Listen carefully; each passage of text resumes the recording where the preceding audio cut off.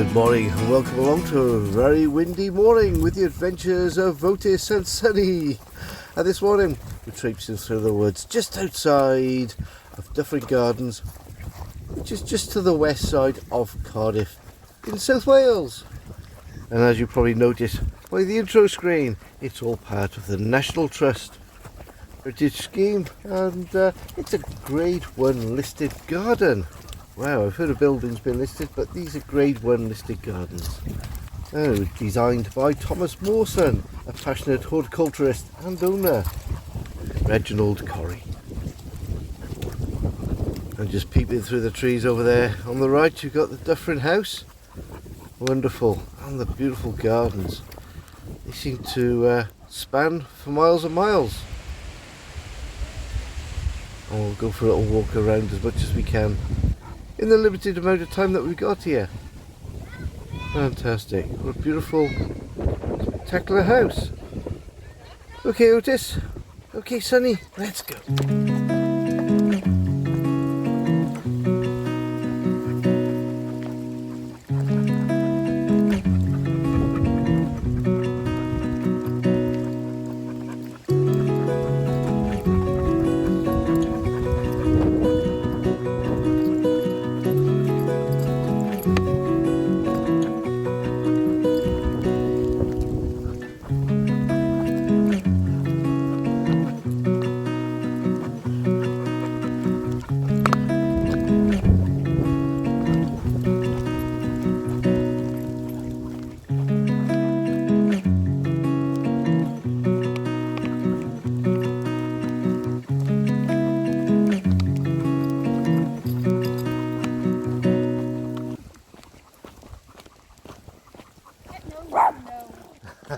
Okay. Come on, guys. There's a couple of nice dogs there, Otis and Sunny. Yeah, very noisy one. Okay, down the steps we go. Oh, Otis having a quick wee. Good boy. Well, back in the 7th century, there's the first records of the place, and it was known as Manor of Walton, and was given to the Bishop or Decius of Llandaff. And then in the 16th century, the Button family acquired the manor and the first house was built. The family occupied the estate for a number of generations and the name was changed to Duffryn House. And along came John Corrie in 1891 when he bought the house. He was a wealthy coal merchant, and John's father Richard started trading as coal as Richard Corrie and Sons. And John and his brother worked together to expand the business after their father's death in 1882 and renamed the business Corrie Brothers and Co. Basically, John moved to Duffryn so that he could commute to Barry daily. He was one of the founder and creators of the ports of Barry.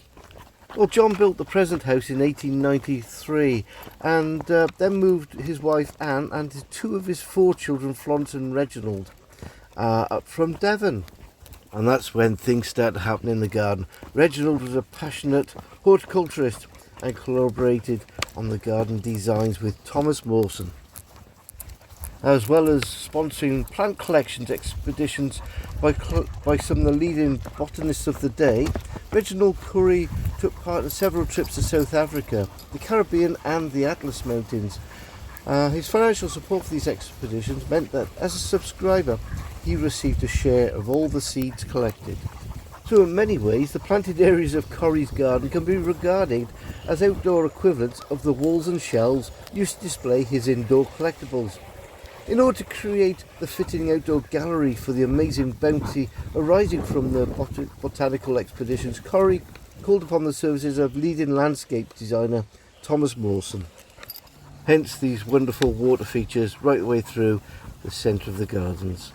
And talking of water, these 2 dogs. Sunny, Otis, I bet you're gasping for a drink. Well, Vicky's up at the end of the house, up ahead, so she's filling up a water ball ready for them, which would be great. Oh, what a lovely place it is. Some great views. People just sit here and meditate alongside the water's edge. Quite a few people doing that.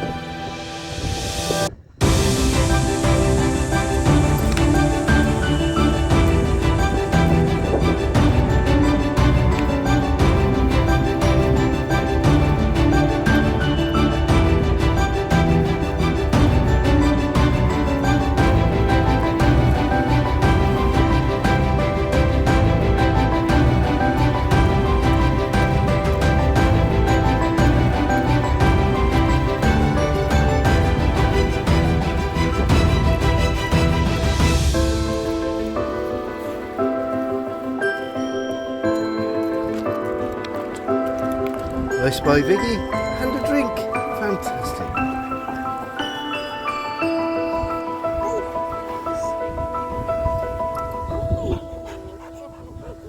Well, you have a nice walk.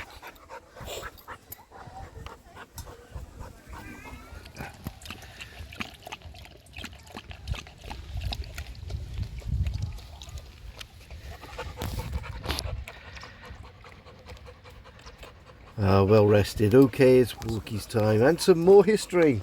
Following Florence's death in 1937, the estate was then purchased by Sir Kenneth, who later leased it to Glamorgan County Council in 1939.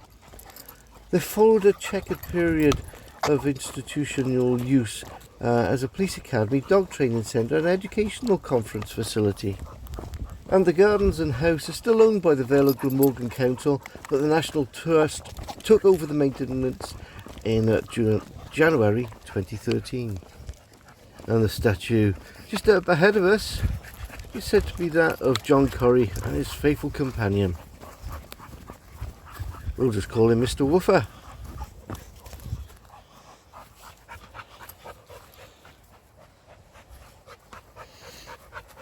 I think we'll just take a little walk around the front this way, guys, just around the front of the house, and we'll finish up, I think, in the sunshine. What a beautiful morning it's been.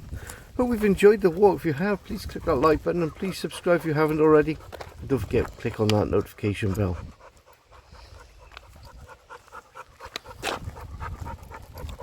Well, it's been a really warm day, hasn't it, Otis? Sunny, how about you? Yeah, we'll get you another drink of water. Been keeping them hydrated most of the day, but it's certainly very warm and very windy. There we are. Well, I hope you've enjoyed the walk with us around Duffryn Gardens and the estate, and yeah, it'd be nice if we could go for a walk inside the house. Perhaps we can sometime. There you go, cracking view there of the front of it. So till next time, bye from me, bye from Sunny, and a cheerio from Otis.